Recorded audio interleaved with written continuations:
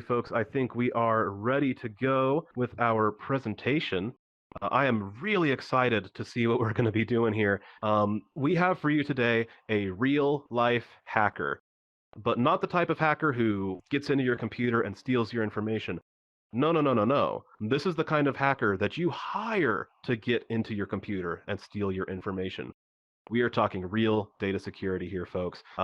We are introducing Terry, the ethical hacker. We are going to drop an introductory video for him. Let's go ahead and roll that now, folks.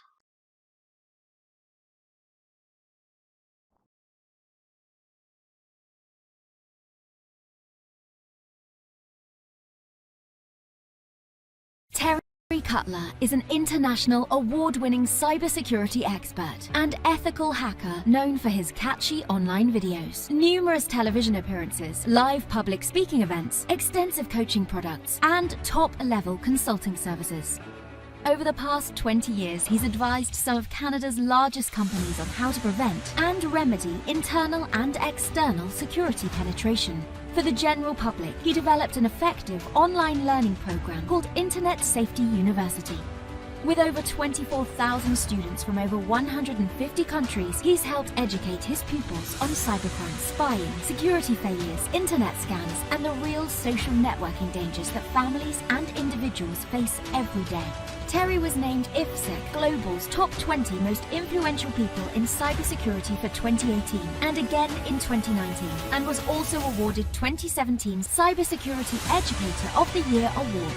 Please welcome to the stage, Terry Cutler.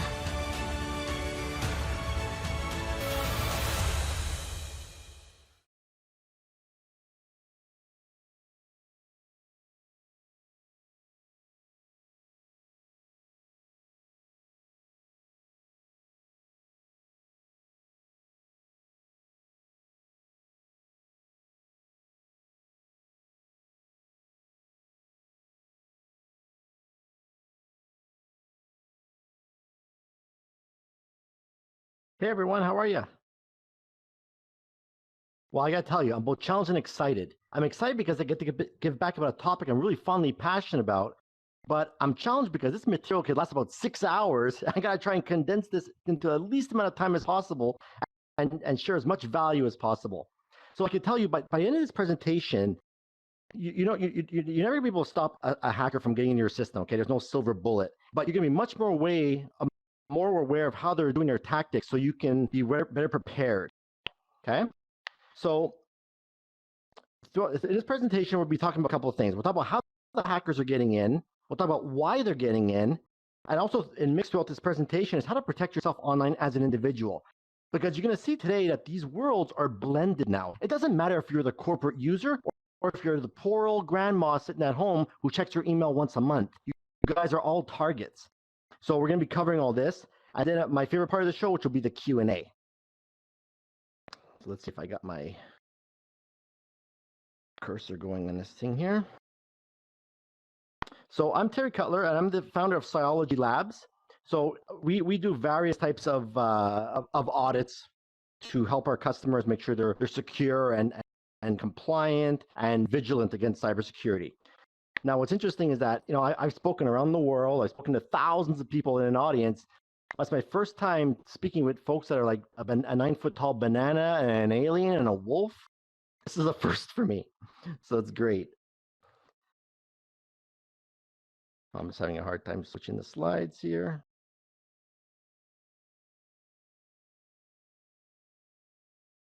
Okay, so throughout this presentation, a lot of the content will be taken from my Internet Safety University training program, where I currently teach today to over 34,000 students from 160 countries.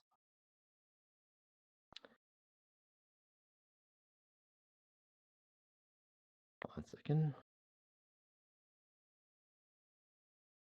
So, how many of you guys know how to use Google? Now, I know what you're thinking, right? Is this guy an idiot? Like, who doesn't know how to use Google, right? So, how many of you guys really know how to use Google? So a lot of times, people don't realize that people are tracking you online and finding information about you that you didn't know existed. So I want to show you some quick tactics on how you can use Google to help find information about yourself that you didn't even know existed. So, why am I going backwards? Wait.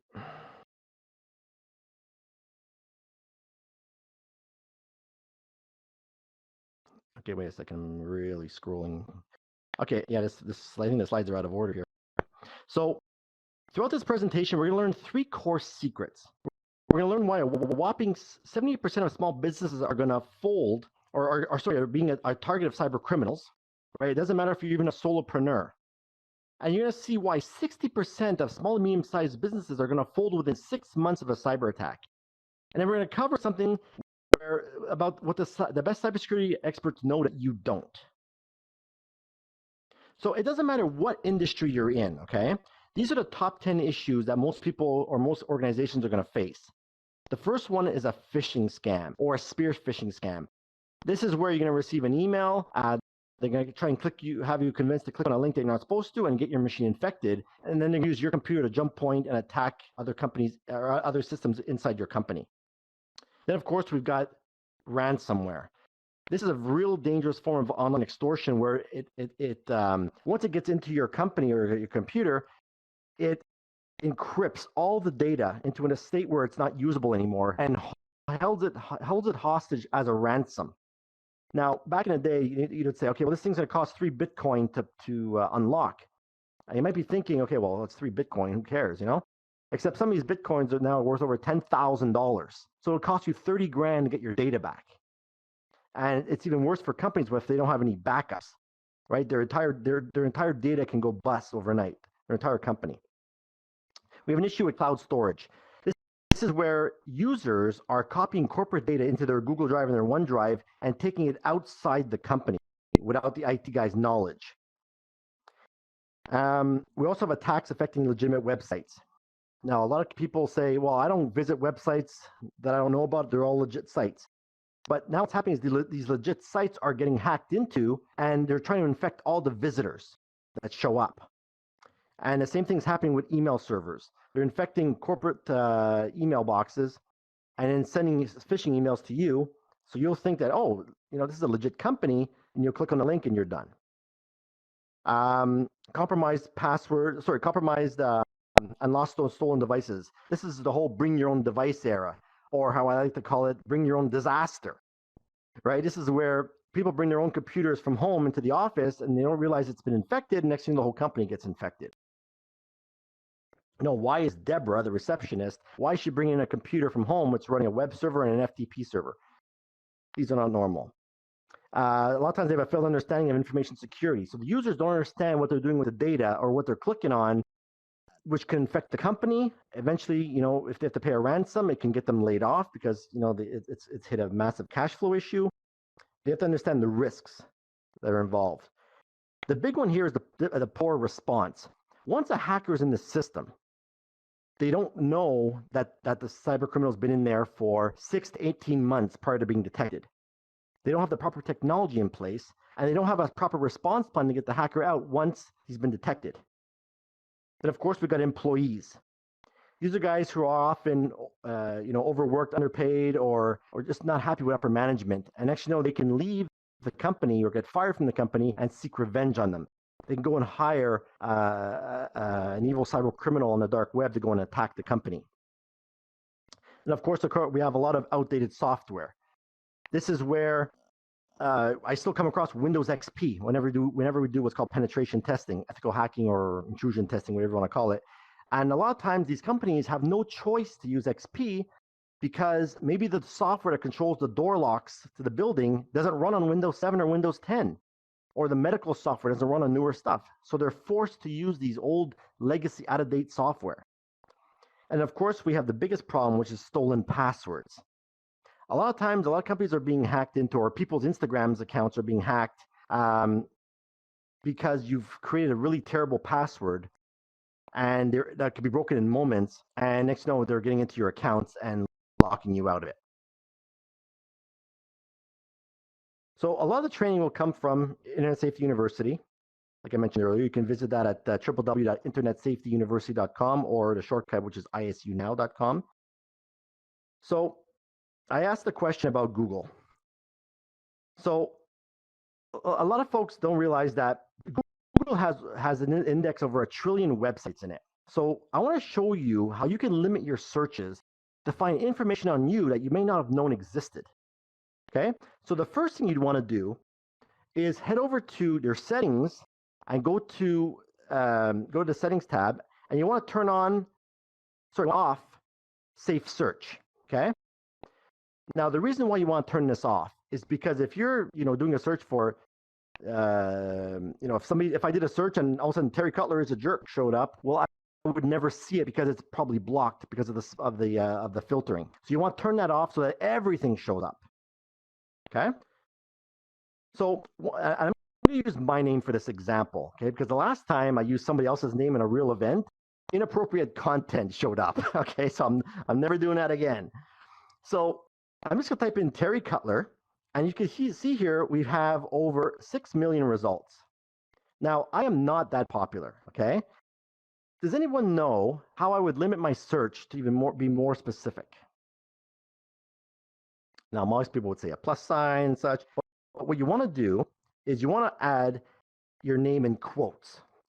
So you'll put your first name and last name in quotes, and this is going to tell Google, look for exactly what's in between these quotes. So even if it's misspelt or whatever, it's going to find exactly what's there. And as you can see now, I dropped down to 22,000 results. So from 6 million down to 22,000. But this is still too much information. What you want to do is you want to add something that is relatable to you. For example, me belong to a soccer team, or where your kids go to school, or what company you work for. In my case, I'll just put the word hacker. So you see, I dropped from under 6 million to 23,000 to under 6,000. So now we're getting really more specific right now. But here's a challenge. I already know about terrycutler.com and all these websites. I know about all this stuff. Do you guys know how to remove this from my search? You want to use the minus command. So, Terry Cutler with the word hacker space minus terrycutler.com, minus security week, minus LinkedIn, minus all these places that you know. And what's left over will probably be content that you didn't know that exists on the web because you didn't put it there. So you also want to make sure that you Google the images to make sure anyone's tagged you anywhere. You can see here that someone's tagged me in a bunch of toilets, but you'll actually see it's actually part of a real story, which I'll cover later on. You also want to see if there's any news or any images, videos. You want to make sure you have all that stuff checked out, okay? Another cool trick is using Google Alerts, because you can't go and search yourself every day. You want to be alerted when something new comes out about you. So if you go to google.com or .ca/alerts, you can fill in a search query to, let's say, to your name or your company and whatever, and you're going to receive an email that looks something like this. So in my case, there's a Dr. Terry Cutler from Australia who I don't want to see, but so every time something new comes out, I'll receive an email. So in this case, because I was on a IT World Canada podcast, it came out, and I received an email about it the moment it gets published. The moment Google indexes it, you'll receive a notification. So how many of you guys here know about viruses, worms, Trojan horses, logic bombs, social engineering, rootkits, botnet, and zombies? How many of you guys know what this is? Right? These are the actual threats that occur to you every hour of your day. Every time you check your email, there's a possible chance that one of these things is waiting to explode your inbox. Okay? So we all know about phishing emails, right? And they've gotten way more sophisticated now. No one's receiving these Viagra emails anymore, right? They're getting really specific. So a phishing email is basically where there's a sense of urgency in the email, and they want you to click on this link before it's too late or something bad is going to happen. Another one is called farming. This is where you receive an email from the VP of your bank saying that we're upgrading our services and we need you to update your account, right? So you're going to try and sign in, and next thing you know, you've given away your credentials to the bad guys. Now, a botnet is pretty interesting. What happens here is that your computer could get infected, And what happens is your computer will now be controlled by a bot master. Ooh. And then from here, this guy can control thousands, hundreds of thousands of millions of other computers that have been infected and use you in a cyber crime to go and attack another company, for example, and cause what's called a denial of service attack. So a denial of service attack is essentially the same as how it used to work back in the early 90s. Remember you're listening to the radio, it's like, be the ninth caller through to win tickets. And all of a sudden, all these people start flooding phone calls into the system. You hear these fast busy signals. It's essentially the same concept. The website gets overloaded and crashes. Now, a man-in-the-middle attack is very interesting as well. This is where a cyber criminal will try to intercept the traffic between you and the Wi-Fi or wherever you're talking to. Now, this happens very often at most likely a local coffee shop. So there's nothing stopping me from going to a Starbucks, powering on and says, Starbucks free Wi-Fi version 2. And people will connect to me. And as they're trying to talk to the web, I might be able to intercept their traffic and get access to their passwords and things like this. So you have to watch out for public Wi-Fi. Then, of course, you got rootkits. These ones are really damaging. What's going to happen here is that once you get a rootkit on your computer, the cyber criminal will have access to turn on your webcam without the light going on. He can read all your messages. He can browse through your hard drive, all the files, turn on the microphone whenever he wants. He literally has full control of the machine as if he's sitting there. And of course, it's very, very hard to detect that one of these things are on there. So let's quickly talk about some internet safety scams and frauds. So we all know about phishing attacks. Now let's see how this is going to work here. There's a survey that went out from Canada.com where 92% of the people says, yeah, I receive a phishing email, but I wish I knew what to do with it, right? You can't just send this off to fraud@isp.com, right? People want to know what to do with it.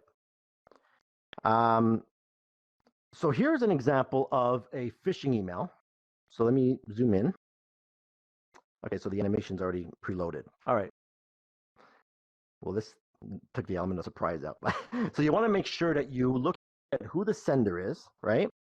And there's a trick that you can do that before you click on a link, just pass your mouse over it. Just hover over it, and a link will display to where this is going to go before you click on it, before it's too late. Same thing for, here's another example. The email came in, and the from email is wrong. And if you hover over the click here, it goes to dynatom.se. It's like going to a website in Sweden, which has nothing to do with Bell. Same as here. If you hover over the link, it's going to download a zip file. What do you think is in that zip file if you run it? Right? There's a good chance there's ransomware in there. Now, a spear phishing attack is very interesting. This is where people are going to do Google searches on you, like I just showed you, and they're going to say, "Hey, Veronica, I saw that you attended this conference last year. I was there too. Here's a link to my last year's photos." And you're going to think, "Well, this is not spam," and you're going to click on it. Next thing you know, you're done, right? Or it might ask you to log into a website where they're going to steal your credentials. The presidency scam and the CEO scam. You may have heard a lot about this on the news where the CFO, the chief financial officer of the company, receives an urgent email from the CEO saying, "Hey, I need you to wire $30,000 to this bank account for a secret project that we're working on. Don't tell anybody." And we receive a lot of calls about this still, that where people are losing a lot of money. And once it's transferred, you're done, right? Because even the bank says, "Yeah, you sure that this is the right information?" And then next you know, you're done. We talked about the man in the middle, but this is the man in the middle email scam. This was, I'll tell you a very fast story that happened to a company recently where hackers got into their email software, the Office 365, through an administrator account, and they were able to access everybody's inboxes. And they noticed that there was an email that came through from another company in the US that was ready to fund them $500,000 for their annual research. So what they did was they got access to the bank change form, and they sent it back to the other company saying, "We've been having problems with our Canadian account. Can you wire the money to Hong Kong?" And all the electronic signatures were there. Everything looks legit. And they're even emailing like the funding company, and they're also putting these fake names Like, for example, Susanna with 3 N's at gmail.com. Nobody caught on to think, why are these people emailing me from their Gmail account when they're supposed to be emailing from the corporate account? And why are they asking me to change the form without validation? Like, all these things were going on. There was so many red flags, but they wired the money to the wrong bank account. And then the FBI got involved. So you need to pay attention to, especially what kind of data is in your environment. You have digital signatures, you have passports, what kind of sensitive information is in there. Then, of course, we got mobile phishing, or what we call smishing, right? How many of you guys ever received a text message on your phone that says, hey, you know what, you can win $1,000, click this link for your bank? Okay, it happens all the time. Voice phishing, where you get a call from the Canada Revenue Agency or the IRS saying that there's a warrant out for your arrest because your social insurance number is committing fraud, right?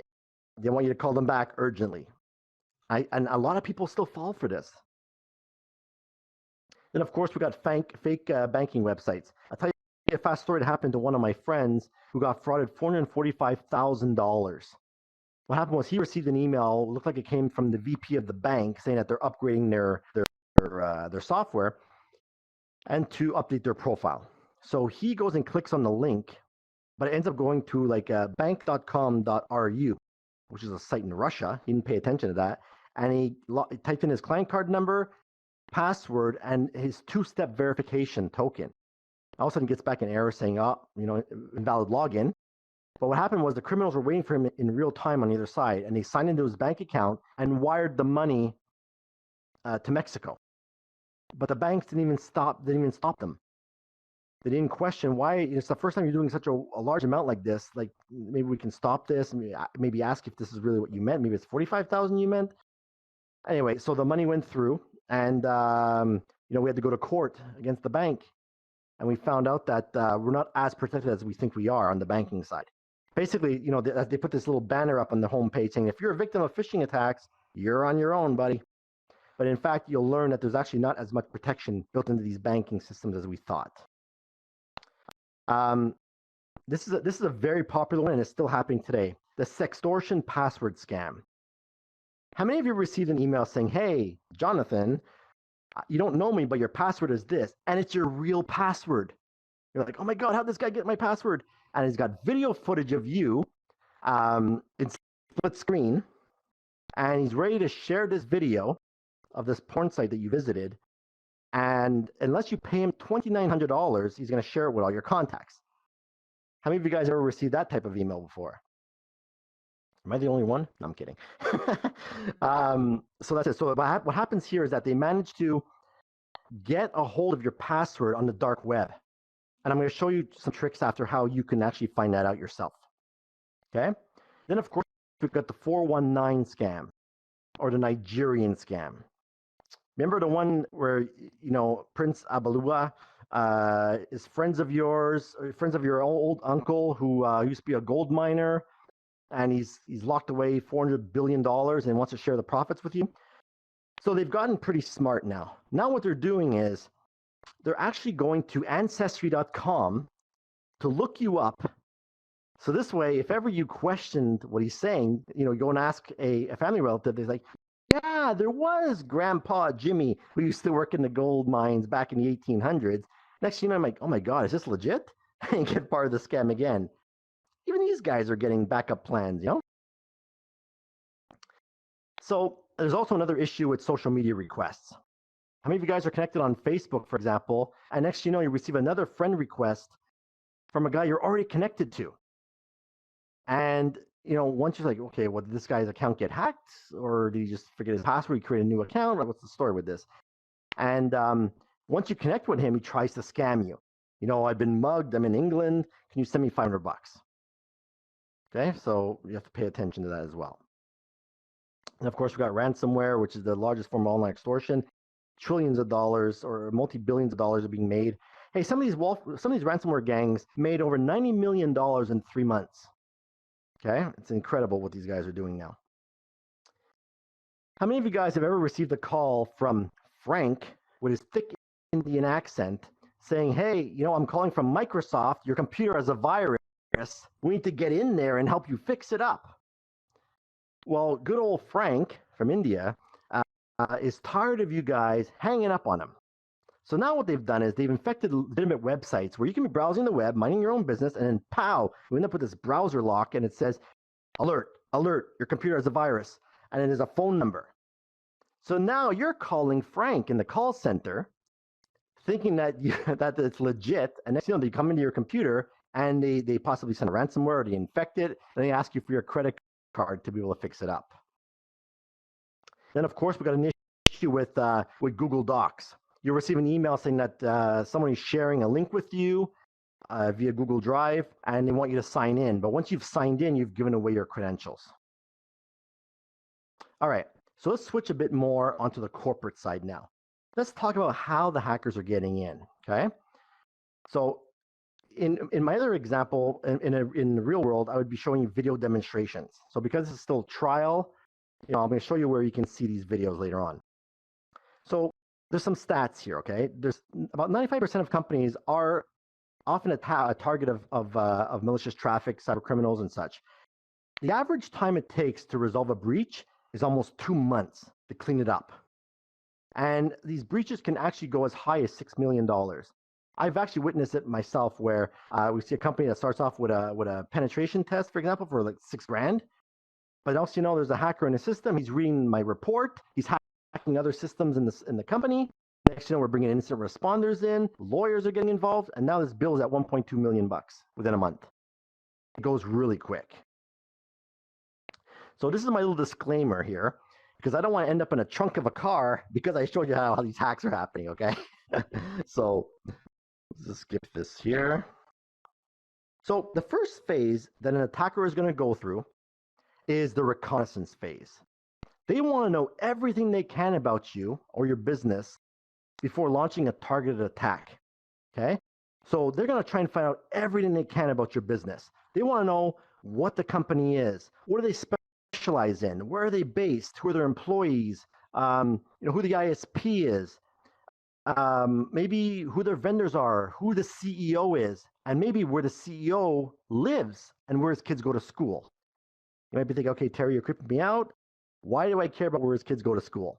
Well, imagine I did a spoof call to his cell phone saying, yeah, your kid's been injured. You better come quick. How fast is he going to leave his house or his office? Okay. And then I can show up to his house with a device like this called the Wi-Fi Pineapple. This allows me to try and crack his Wi-Fi and gain access to his internal home network. Because a lot of times now, with working from home, there's a good chance that his home Wi-Fi is far less secure than the office. So there's a whole bunch of tools inside this little box that allows me to intercept this thing. And I don't know what I'm going to find. I might find access to his email password or his Amazon password, for example, which could be the same as his email. Because that's the growing trend right now. A lot of people are creating these complex passwords and they're reusing the password everywhere. So once one password gets breached, there's tools that allows us to sign into all these other accounts very, very quickly. We're not trying this stuff one by one. There's a bot that goes in and does them all at the same time. So if I want to go to Google, I want to find who the top utility companies are.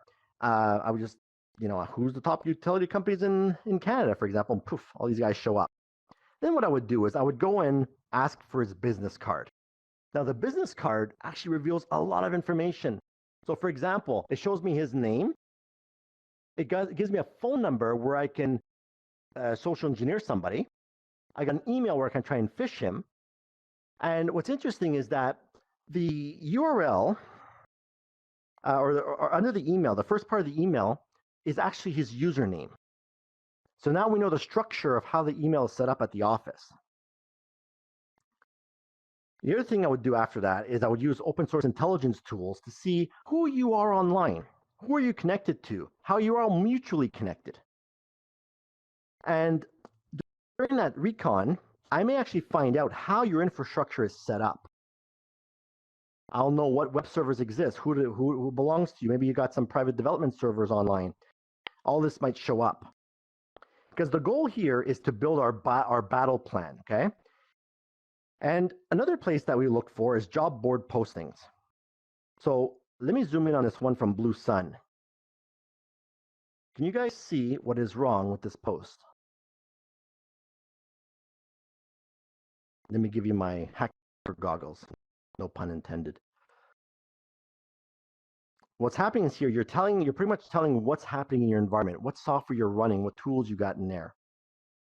You can see here, yes, you're still running Windows XP, Server 2003. You have to have experience in all these tools or these softwares. So you're pretty much telling us what's running in the company. Now, once we have our battle plan, we know what systems belong to you and what's supposed to be online and such. We want to know what vulnerabilities exist to what we just found. We want to know how we're going to attack the system. So one tool we would probably use is called Nessus. It starts scanning all those IP addresses we found and tells us what vulnerabilities exist for us. And what's really cool on our side is that this tool can actually pump out a report for us saying, yeah, if you attack it with this exploit, you're going to get in. So all these things are detailed for us. And so once we know what vulnerabilities exist to get into this system, now we're ready to launch our attack phase, our gaining access phase. This is where we're going to actually launch an exploit to get in. And once we get in, we find some really juicy information. So we're going to find things like a list of user accounts, scanned passports, digital signatures, a list of shares that exist in there. We've even come across nude employee photos. This is interesting because sometimes people bring their own device to work, like I mentioned earlier, and they don't realize sometimes that their device synchronizes to the server as a backup. And so next thing you know, I'm browsing through the file system. I'm like, wait a minute, this person's like 4 cubicles over. I'm like, okay, I know what you did last summer. So you never know what you're going to find, okay? So the other problem we see also is a problem with really lousy passwords. How many of you guys here have a real lousy password, like a John123? So I'm going to teach you now how to create a nearly unbreakable password, okay? And we're going to make it as simple as possible. Now, to make this nearly unbreakable, you want to have between 16 and 25 characters in your password. Like I know what you're thinking, right? Is this guy nuts? Like, how can you remember a password this long, okay? I'm going to teach you. It's very, very, very simple. And you want to have a combination of uppercase, lowercase, and symbols in it as well. So let's take a simple example. If you can think of phrases or song lyrics, this will help you create an unbreakable password. Let's take a simple phrase. I had a great day at work, 2021, exclamation point. Simple, okay?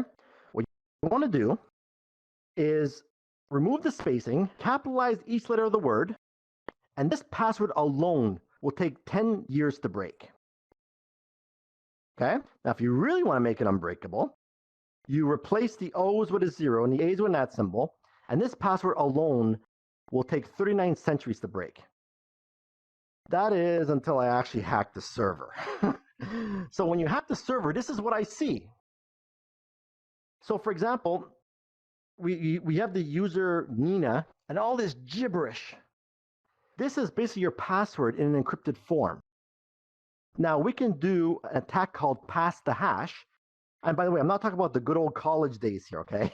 This is an actual attack where I can take this information, send it off to the system, and it's going to log me in as you without ever knowing your password. And that's why for those of you in Canada, there's a good chance that's why the Canada Revenue Agency shut down over 100,000 accounts last year. It's because these passwords have leaked onto the dark web and they're being reused. Okay, that's why it's critically important you use what's called two-factor authentication or two-step verification. This is where you're going to enroll your cell phone into the service. So you can type in your username, password, and then a code will come to your phone or using the mobile app. And you have to type in that 6 or 7-digit code in order for you to use the service. Mikhail, if you want, we can discuss what's going on down there in the briefing room. Now, there's also another way to get past the two-step verification, okay? This happened to one of my guests named Allison. She was a guest on my live show, and we talked about the port out scam.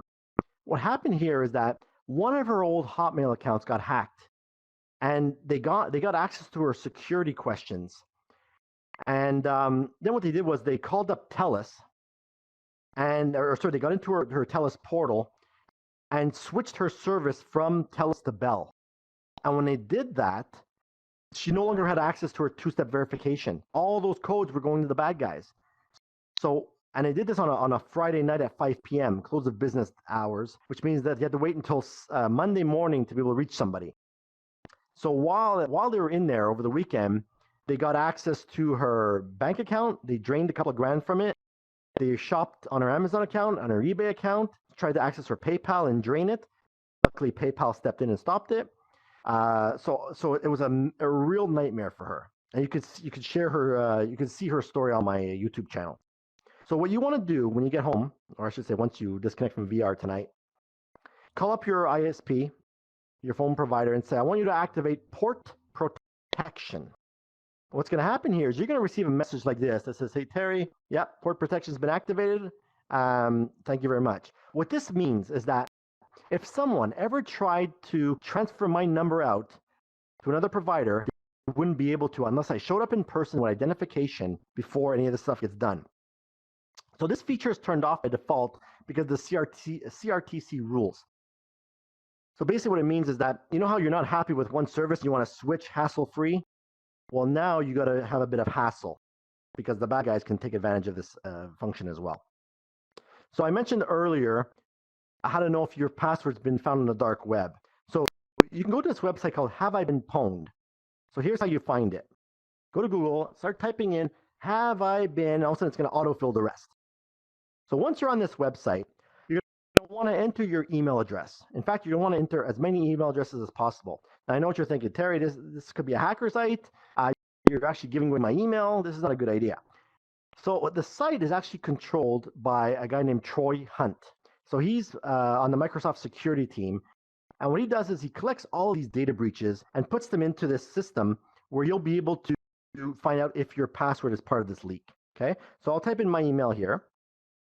And it'll come back and say, oh, no, you're part of all these data breaches. And it's going to reveal what breach you're part of. Now, another service that we have here at Cyology, and you guys, for all the business folks on the call today, you can go to cyologylabs.com/darkweb and get a free assessment. And then once I run the scans for you, I'll be able to come back with a report that says, okay, yeah, your company looks like it has over 1,000 credentials that have leaked on it. And I'll be able to show you the email addresses, and I'll actually be able to show you a portion of the actual password. So this way you know where that password was taken from. There's another thing here called social engineering, the psychological manipulation of people. This is where I would befriend you, gain your trust. You would probably tell me information that you typically wouldn't give out, and then I'm going to use it against you in a cyber attack. How's that for a friend? So let me share with you quickly a couple of stories. So the first one here is, we did a story on it as well, called the USB keys in the urinal. Essentially what happened was I was hired the team and I were hired to hack into a company from the outside, and we just couldn't do it. It was like Fort Knox. So I said, screw it, I'm going over there. So I drove over to the office, dressed casual, and I walked right up to the receptionist and I said, I feel really embarrassed. May I please use your washroom? You know, I got the kids in the car, I got too much water. I promise it'll never happen again. I'm really embarrassed. Luckily, she said, make it quick. So what was interesting is that the bathrooms were behind a counter, so she had to buzz me through. And so when I was in there, I left 2 USB keys in the stalls that were malicious. And I walked out, I thanked her. And about 2 hours later, a curious employee, like, oh, what's this? And plugged it in. And which auto ran my software, which allowed me into the guys and bypass all their security. So that's one of the reasons why I was tagged earlier in those toilets in the Google search. Another example of a test we did on a retail company where we walked into one of their outlets, and I walked up to one of the least looking paid employees that was stocking the shelves, and I said, hey, I'm from IT. We're doing an upgrade on your system. Can you let me into the server room in the back? And he's like, okay. And he brings me to the back and brings me into the control room in the back. And I said, okay, yeah, I'm at the right place. I'm going to go for lunch. And I come back with my colleagues, Eric and Sylvie, who are also ethical hackers, and we're going to finish the upgrade. So sure enough, I come back less than an hour later, and I said, yeah, okay, we're here to do the upgrade. And he hands me the keys. But they never once asked us who we are, what we're doing there, who we work for.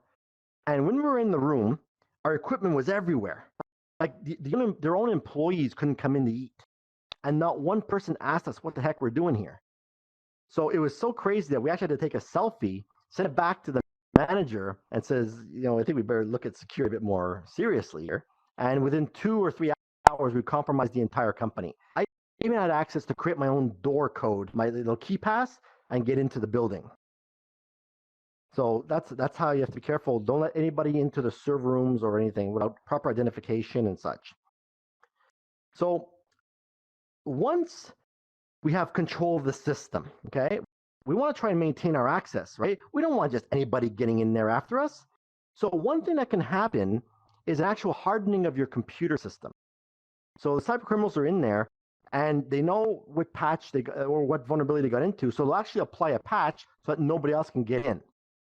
So without your knowledge, their computer systems are actually being hardened. And they're going to install some technology in there that allows them to get in whenever they want, like rootkits and backdoors and such.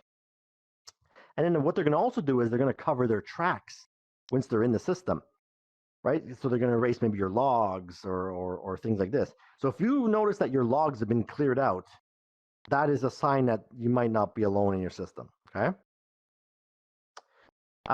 So here's the issue we're seeing in cybersecurity today. A lot of the technology is somewhere between not working and barely working at all. And every year, the Verizon data breach, or Verizon, the ISP, does an annual report, and they talk about how do these breaches occur. And if you see, it's always an unrelated third party reporting the breach for you. What this means is that if your account gets broken into and the credit cards are leaking out, they you didn't know what happened, so the banks will call you up and say, hey, I think you've been breached. So let's talk about why the hackers are getting in. Most companies are protecting their networks like they protect their home. Okay, so if you think about it, what do we have that protects our home? Now, usually I would just yell it out, but we've got doors, windows, locks, crime watch, alarm systems. If you live in the US, you probably have a gun. We have police, and we have insurance. Okay, now this is not what actually protects our home. It's not what the alarm guy said. Well, if you buy this alarm system, you're totally protected. It's not that. There's actually a process or a procedure that happens in place to actually protect your home. And it's comprised of a protection, a detection, and a response level. Now, you need all these to work together in a sequence in order to protect your home or your network. But let me ask you a question. How many of you guys here can tell me which one of these columns is the most important? One of them is the most important. You need all three, but one of them is the most important. If you said protection column, you are wrong. It's actually the detection column. Because once they bypass your traditional security, which for us would be your antivirus, your firewall, your encryption, once they bypass that technology, they have nothing in place to detect that there's a hacker in there, and they have no response plan to get them out. So a real example, quickly, think of a bank. When's the best time to rob a bank? At nighttime or during the day? And most people would say during the day. Why is that? Well, because the vault is open, duh. And that's actually not the reason why. It's because the vault manufacturer tells you how long it takes to break that vault. It's part of their specs when you buy it. If you buy this model of the vault, this can be broken in 30 minutes. If you have this version, it can be broken in 1 hour, which means that if the systems are improperly in place, the moment that alarm system breaks, the bad guys know they got 60 minutes to crack this vault.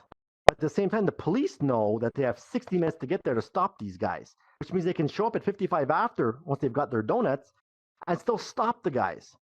So imagine a firewall vendor now has a sign on their firewall that says how long it takes to break their system. So the key here, I'll fast forward because I know we're running out of time. A lot of questions. Okay, so Terry, you scared the crap out of us. What do we do? Well, the first thing you need to do is get an assessment done. Find out what you have in your environment and what needs protected. Okay, so always get an assessment done, and you want to make sure you know what you're protecting. A lot of times, companies are. Oops, did I just do that? I think I'm jammed. Anyway, so you want to make sure you have a proper assessment set up so you know what you're protecting, and this way we can help you lock things down more. Because a lot of times companies could be taken over, like you could be taken over from another employee, another IT guy and you don't know what he's done to the past environment. So these types of audits will show you kind of like a scorecard of what your environment looks like, show your risk level, and tell you what needs to get fixed up, basically. Because we still have a lot of companies that have user accounts that haven't signed in months and years. So that is all I have for you today. So if you'd like, you can connect with me on social media. You can visit my free masterclass at internetsafetyuniversity.com. And that is all I have for you. Thank you so much for attending. I really appreciate it. Thank you personally from XPR Labs and from JobCon 2021 for coming out here tonight and doing this for us. Unfortunately, we're running really, really short on time for Q&A, so we may have to cut that. Is that all right with you, or do you want us to get out one question for you? As you wish. I think we can do exactly one question. And whoever reaches that man in the yellow shirt named Gobit first gets to ask that question. I am making you guys compete for it. Get on the race. Get him! Don't be shy. It looks bad if I call for a race and nobody bites. I like that short little person in the corner there. It's the little green guy. Yeah. It's a good look. Okay. Nobody's gonna bite on racing. I think it's because I gave them instructions and told them physical exercise, and no one's gonna come up. But maybe I can ask you a question of my own here. So I know we've kind of talked a lot about how people personally can avoid a lot of these attacks. But I know a lot of people watching on the streams right now and throughout the different lobbies are going to be business people, exhibitioners, people who have their own companies and say, okay, I like what this guy is selling. I think I need to protect my own account because I've seen these Nigerian emails before. Yeah. Give me like the 3-sentence elevator pitch on why they should pick you and what you can do for them. Oh yeah, wow. I'm putting you on the spot. Okay. So I hate tooting my own horn because a lot of people, they say, Terry, you're doing all these great things, but you're not talking about it. So I'm basically a trusted expert in the industry where I get called to go on television and explain how these breaches are happening. So, and I speak to a lot of people around the world, millions through my television appearances, whatever. So I've got the trusted authority there. And I also have the big network behind me where if I don't know the answer to it, somebody in my network will that can help me out. So so we think we have all the tools and practices and methodology to at least help you secure and assess what you need on a budget. Right. Perfect. And I know businesses love the word budget. So folks, I want everybody to go ahead and give a warm round of applause and a huge thank you to Terry Cutler, the ethical hacker. Thank you so much for coming out here today, Terry. We hugely appreciate it. I hope you found it useful. Thank you. Hey, I know I did. I think I feel just a little safer. All right, folks. So we are going to go ahead and wrap up the keynotes for today. Terry was our last one of the night. The first thing I want to, on my own, I'm going to have Mikhail come out here and talk to you all in a minute. But first off, I want to thank everybody for being so patient with us during the stream. I know we hit some little technical glitches here and there, but I think overall everything went pretty smoothly. Secondly, some of you may not have noticed this yet, but we have a little promotion going on with VR Chat themselves. And if you look in your worlds list in the menu, you're going to see that second row is all of the available JobCon worlds. So after we're done listening to Mikhail as he closes us out, feel free to some of those worlds, explore a little bit, maybe bring your friends. It would be great to see you out there. So without further pandering on my part, let's bring on Mikhail Nadeau. Mikhail, come on out. Hello again, guys. I'll make this very short because you've been here listening to conferences for 4 hours, and you've done that very, very well. It blows my mind that we have hundreds in attendance at JobCon currently, and it's been sustained like that since like 11 o'clock. So thank you for attending and being there. Now I just want to tell you, enjoy the day. There will be special activities. Follow the schedule. We'll be announcing them in the Discord as well. So we can you can follow that. You can watch the stream. Whatever happens on the schedule will be streamed. So be there, come back, and have a lot of fun and find your dream job. That is my wish to all of you. Thank you, guys. Have a great day.